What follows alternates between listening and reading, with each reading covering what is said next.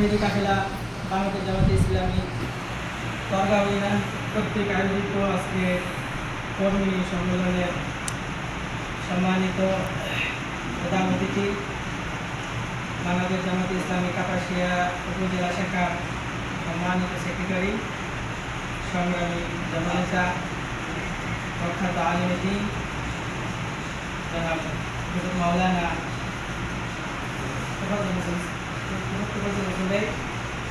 এবং আজকে এই অনুষ্ঠানে উপস্থিত মাওলানা জাকারিয়া সাহেব,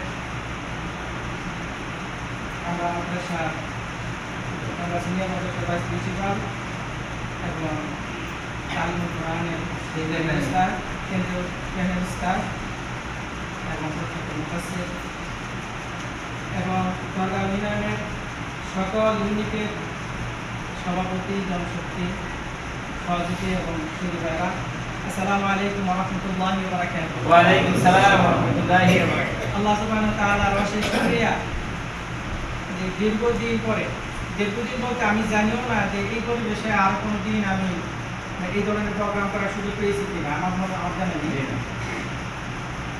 তো আজকে আমরা মন খুলে নিশ্চিন্ত মনের আবেগ ভরে কথা বলতে পারছি, শুনতে পারছি। এই যে পরিবেশ তৈরি করে দিয়েছেন সেই জন্য আল্লাহ রাব্বুল আলামিনের কাছে সেজদা দিয়ে শুকরিয়া আদায় করলে শেষ হবে না। আমাদের বক্তাগণ বলেছিলেন যে আমরা যা করি না তার থেকে আমাদের প্রাপ্তিটা অনেক অনেক বেশি বড় হয়ে গেছে। তো এই যে আল্লাহ রাব্বুল আলামিন আমাদেরকে নিয়ামত দিয়া ধন্য করলেন, এটা যদি শুকরিয়া আমরা আদায় না করি যথাযথভাবে আমলি ধারা, মুখ দ্বারা তো করতেই হবে, কিন্তু আমল দ্বারা যদি এটা শুকরিয়া আদায় না করি তাহলে সেই শুকরিয়া আদায় করা হবে না।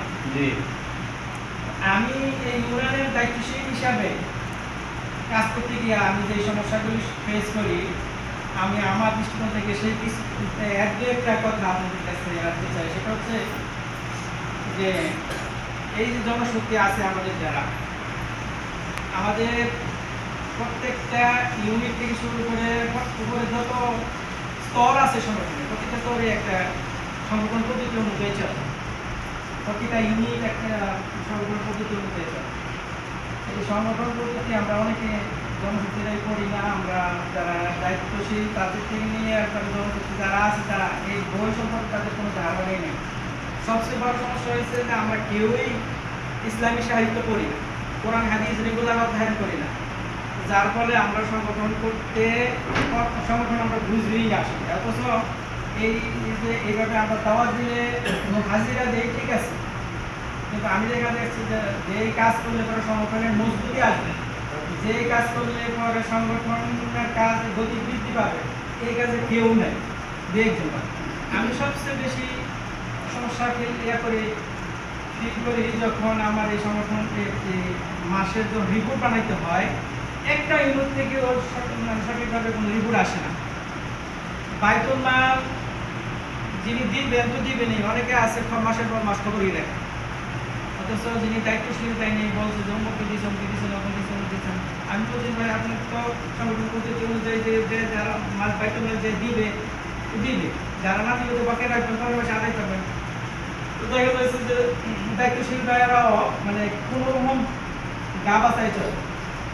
আজকে এই যে সুযোগ আসছে আমাদের, এখন মাঠে ময়দানে ঝাঁপিয়ে পড়া এবং নিজেকে উজাড় করে দিয়ে আল্লাহ শুকরিয়া আদায় করার কাজের মাধ্যমে এটা যদি আমরা এই বাইতুল মাল হোক বা সাংগঠনিক প্রোগ্রামগুলো হোক এবং ব্যক্তিগত রিপোর্ট থেকে শুরু করে ইউনিট রিপোর্টগুলো যদি আমরা যথাযথভাবে দিই, তাহলে এই ইউনিয়নে সংগঠন জোরালো হইতে বাধ্য, সংগঠনের গতি বৃদ্ধি হইতে বাধ্য, জনশক্তি বৃদ্ধি হইতে বাধ্য, মানুষের যদি দাওয়াত পৌঁছবেই।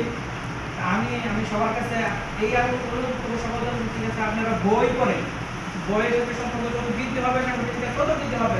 আপনারা একবার ডাক দিলে আবেগ নিয়ে আসেন, যে একেবারে এসে আবেগ আর থাকে না। কিন্তু আপনারা যদি নিজেকে তৈরি করতে পারেন, আল্লাহ কোরআন এবং হাদিস অধ্যয়ন করে, ইসলামী সাহিত্য অধ্যয়ন করে, রিপোর্ট রাখার মাধ্যমে, অর্থাৎ সাংগঠনিক পদ্ধতি অনুযায়ী যদি আপনি সংগঠন করেন, তাহলেই সংগঠনের বরকত হবে এবং হক আদায় হবে। অন্যথায় এই আবেগ দিয়ে এই সংগঠন করা কিছুতেই সম্ভব। আজকে আসছেন ডাক দিচ্ছে, আপনাদের অনেকেই বুঝতে দিচ্ছে, কিন্তু দেখা যায় মাঠের সারা বছর কোনো কাজ হচ্ছে না। আমি চাই না এরকম একদিন এসে আপনারা হাজিরা দিয়ে দেবেন আর সারা বছর বা সারা মাস আর কোনো কাজ হবে না। আমি চাই প্রতিটা দিন সংগঠনের জন্য কমপক্ষে 3-4 ঘন্টা, 3 ঘন্টা প্রতিদিন 3 ঘন্টা সংগঠনের জন্য কাজ করতে পারবেন কি আপনারা? ইনশাআল্লাহ। আপনারা করতে পারেন? ইনশাআল্লাহ। ব্যক্তিগত রিপোর্ট পূর্ণাঙ্গ করবেন, পারবেন? ইনশাআল্লাহ। সংগঠন পদ্ধতি কইরা তারপরে সংগঠন করবেন, পারবেন? ইনশাআল্লাহ। যদি পারেন আমি এই আহ্বান রাখছি। আর যখন যে প্রোগ্রাম আপনার জন্য আপনাদেরকে আহ্বান করা হবে, আল্লাহর রাস্তায় আপনারা সেই সংগঠনে, এটা আমার হুকুম না, বলবেন যে উলিল আমর তো আল্লাহর নির্দেশ, আতিউল্লাহ ওয়া আতিউর রাসূল ওয়া উলিল আমরি মিনকুম। যখন উলিল আমর থেকে কোনো আদেশ আসে, এটা ব্যক্তি থেকে আসে না, আল্লাহর পক্ষ থেকে আসে, তখন এটা তামিল করে কি ফরজ।